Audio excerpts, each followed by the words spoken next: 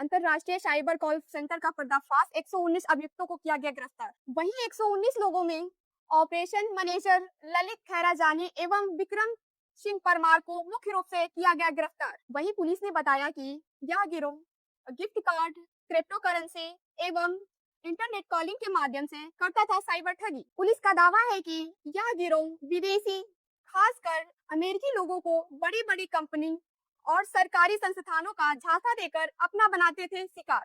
राजधानी लखनऊ के गोमती नगर स्थित समिट बिल्डिंग के 11वें तल्ले पर स्थित हो रहा था साइबर ठगी का फर्जी कॉल सेंटर, जिसका पुलिस ने किया है भंडाफोड़।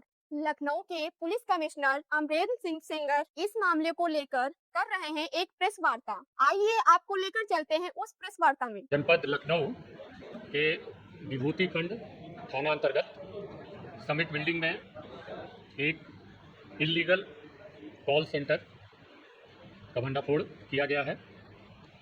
यह कॉल सेंटर विदेशी नागरिकों, विशेषकर यूनाइटेड स्टेट्स ऑफ अमेरिका के सिटीजन्स को साइबर फ्रॉड के लिए टारगेट करता था।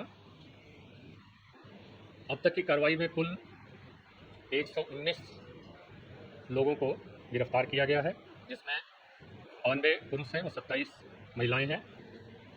103 लैपटॉप बरामद किए गए हैं, 109 फ़ोन बरामद किया गया है। साथ ही विभिन्न प्रकार के एक्सेसरीज इनके कब्जे से बरामद हुई हैं। ये जो कॉल सेंटर था, कॉरपोरेट स्टाइल में बहुत ही ऑर्गेनाइज तरीके से, संगठित तरीके से यह कार्य करता था। विभिन्न प्रकार की इनकी टीमें थी, हर टीम को अलग अलग कार्य सौंपे गए थे। इनकी जो सबसे पहली टीम होती थी वो इनिशियल कॉन्टैक्ट करती थी। अब तक की प्रारंभिक छानबीन से पता चला है कि इसमें यूनाइटेड स्टेट्स के सिटीजन्स को SMS भेजा जाता था और उनको बताया जाता था कि आपके अकाउंट का प्रयोग, अकाउंट कई तरह के हो सकते हैं, 3 तरह के अकाउंट होते हैं। एक वहाँ का सोशल सिक्योरिटी नंबर होता है, फ़ोन के अकाउंट्स होते हैं, जैसे आपका एप्पल का हो गया, सैमसंग का हो गया। उसके अलावा तीसरा बैंक अकाउंट। आपके अकाउंट को इल्लीगल एक्टिविटी में प्रयोग होना पाया गया है और कृपया आप ये टोल फ्री नंबर से आगे वार्ता कर लें। जब वो व्यक्ति उस टोल फ्री नंबर पे बात करता था तो यहाँ पे उसका कांटेक्ट होता था दूसरी टीम से, जिसको डायलर टीम कहा जा सकता है।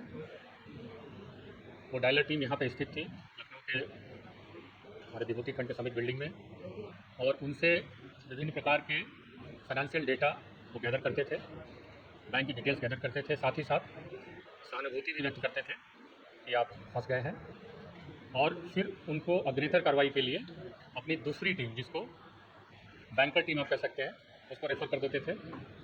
बैंकर टीम पहले इनके डिटेल्स को वेरीफाई करती थी और साथ ही साथ यह बताती थी कि हाँ, आपके अकाउंट का दुरुपयोग या उसकी संलिप्तता विभिन्न प्रकार के इलीगल ट्रांजैक्शंस में पाई गई है। और वेरीफाई करने के पश्चात उनको थ्रेट भी दिया जाता था कि ये जो एक्शन आपका है तो इसमें आपके विरुद्ध लीगल कार्रवाई की जा सकती है और आप गिरफ्तार हो सकते हैं। साथ ही साथ आपके सोशल सिक्योरिटी नंबर है वो फ्रीज कर दिए जाएंगे, अकाउंट फ्रीज कर दिया जाएगा, सोशल सिक्योरिटी नंबर ऑपरेट नहीं करेगा। तो उससे वो काफ़ी भयभीत हो जाते थे। और तब सबसे लास्ट में इनकी एक टीम, जिसको आप क्लोजर टीम कह सकते हैं, उसको रेफ़र किया जाता था, जहाँ वो टीम इनसे वार्ता करके इनको बताती थी कि किस तरह से आप इससे बच सकते हैं। बचने के मुख्यतः वो 3 तरीके बताते थे। पहला तरीका ये होता था कि आपका चूँकि अकाउंट फ्रीज हो जाएगा तो जितना भी आपके पास पैसा रुपया है वो सब आप गिफ्ट वाउचर, अमेजॉन पे होते हैं, फ्लिपकार्ट पे होते हैं, कई कंपनीज़ के होते हैं, सेफोरा कंपनी का होता है, तो वो गिफ्ट वाउचर खरीदने के लिए प्रेरित करते थे और उसका पिन सहित डिटेल्स मंगा लेते थे और उनकी जो टीम थी वो उसको रिडीम कर लेती थी। दूसरा तरीका ये होता था, क्रिप्टो के वॉलेट में मनी ट्रांसफ़र कराते थे, उसके लिए QR कोड देते थे। तो एक तरीका होता था कि उसमें आप डाल दीजिए और आप बच जाएंगे, उसके डिटेल्स मंगा के फिर ये अपने अकाउंट में डलवा लेते थे। तीसरा तरीका होता था वहाँ की UPS, यूनाइटेड पोस्टल सर्विस, जो यहाँ की स्पीड पोस्ट, DHL के समकक्ष है, उसके माध्यम से फिजिकली पैसे को, सोने को, चांदी को, जो भी उनके पास बहुमूल्य सामग्री होती थी, उसको प्राप्त करके फिर उसको रिडीम करते थे। और वो पैसा जो प्राप्त होता था वो वाला के माध्यम से फिर यहाँ आता था। यहाँ जितने एम्प्लॉयज़ हैं उनकी मंथली सैलरी थी 30 से 40 हज़ार के करीब, प्लस कुछ लोगों को बोनस भी दिया जाता था और यहाँ उनके ट्रांसपोर्टेशन की भी व्यवस्था थी और उनको यहाँ पे ठहराया जाता था। तो कुल 119 लोगों को हम लोगों ने गिरफ्तार किया है और माननीय न्यायालय के समक्ष उनको प्रस्तुत किया जा रहा है।